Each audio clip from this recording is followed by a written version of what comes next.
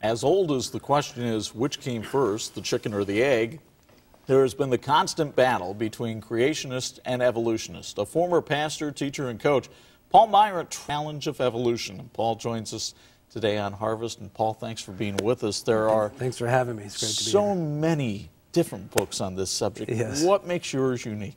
Well, there really are many books on it, and I've read most of them and studied it for about 37 years. For me, it's what I've tried to do is I've tried to simplify the topic. And I wanted to actually have a book that when I got done reading it, I could understand.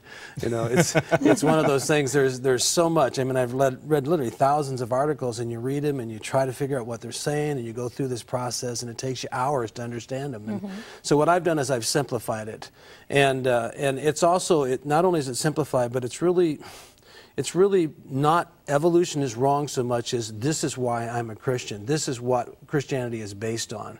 I mean, the idea of Romans 1 says that the invisible attributes of God, His eternal power and divine nature are clearly seen so that men are without excuse. And what Paul was saying is not only do people know there's a creator, you can know what He's like.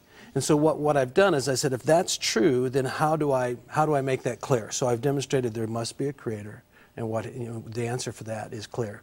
And then what his nature is. And the third part talks more about evolution and the conflicts between the Bible and science, some of the scientific atheism. Something always existed.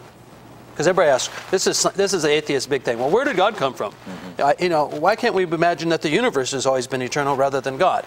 Well, because there's no meaning, there's no morality, and it's impossible. It's impossible for inanimate objects to make everything. I mean, please tell me that you don't really believe that. Yeah. That nothing or dirt, pre-atomic material, shaped itself into everything in the universe and then made every living thing and all of this that we see. I mean, you really believe that? I mean, does that really make sense to anybody other than if you're just desperate to prove that there's not a God? Nobody really can actually say that. And the point of it is this is the point in the book, it's like, we know something had to exist, either matter, the creator, or both. But if matter is eternal, then did it shape itself? No. So if something has to be eternal, which is more logical? A being of some sort that shaped it and caused everything to come into existence, or matter itself? And it's an obvious choice. And I remember years ago, it was 19... Could they have both? I mean... Could they both exist? Of course they could, technically, yes. You could say that matter is eternal. Now the Bible, we wouldn't... See, this is one of the things about it. I can't prove the earth is old. I can't prove it is young. I wasn't there. No one was there. Everybody is guessing about this and speculating based on their assumptions.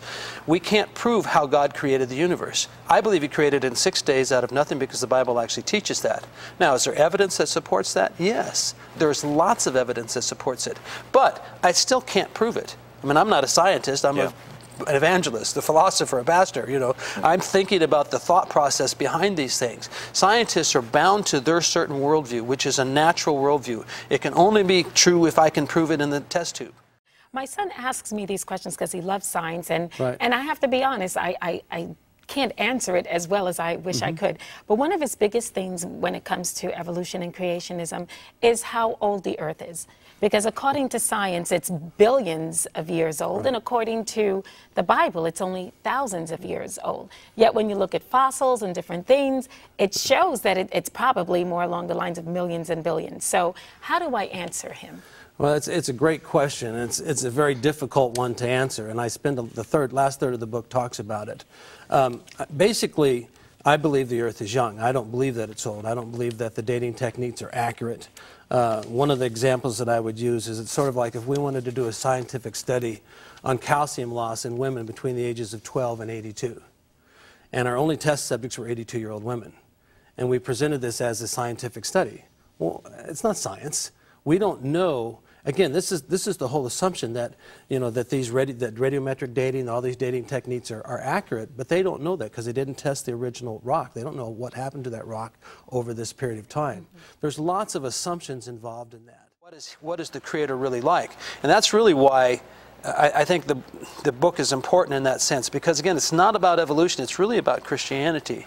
And it's written from a very simple perspective. It's written, my 15-year-old nephew read it in 3 days. It's written so that a young person can read it, an adult can read it and understand it, the average person.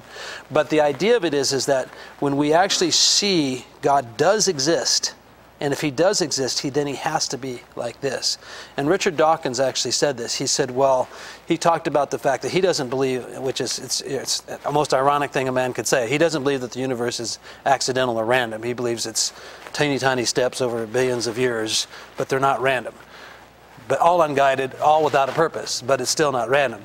But he, he said, if this God existed to make the DNA and the RNA system, he said, and how much more powerful he'd be if he could answer prayers. He understands that if God exists, he must be incredible. And that's why it's so important that we get that issue settled first. We're trying to figure out where life came from and all of these things without the Creator, without first settling that issue. And if that issue is settled in the positive, that there absolutely must be a Creator, then that then begins to guide us in everything that we do. Hello, I'm Paul Myrant. Today's pastors, youth pastors, and school administrators face the unprecedented challenge of addressing the confusion and dilemma of modern evolution.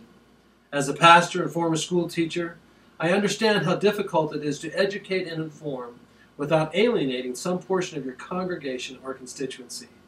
How do we remain true to biblical values and yet relevant to our culture? Even on a personal level, you may have questions as to what you believe or how important this issue is to the life of your ministry.